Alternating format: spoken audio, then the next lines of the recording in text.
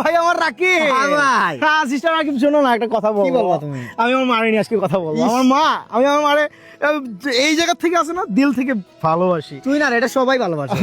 আমি আবার কিন্তু মামাস বয় আমার মারে আমি কালকে বলছিলাম যে মা এই যে মারে নিয়ে একটা গান বানাইছে না হ্যাঁ। ওই এই মায়ের একদার দুধের দাম কাটিয়া গায়ের চাম পাপুস বানাইলে শোধ হবে না। গানটা সঠিক বানাইছে, সঠিক বানাইছে। একদম সঠিক।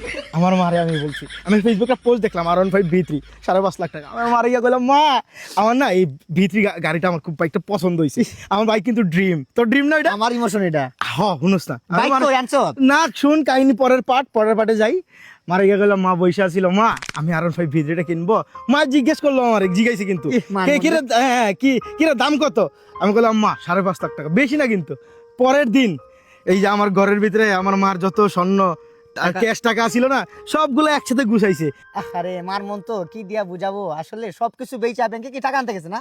না সবকিছু একসাথে কইরা ব্যাংকে লকারে রেখে দিছে যাতে আমি বেচা না দিই।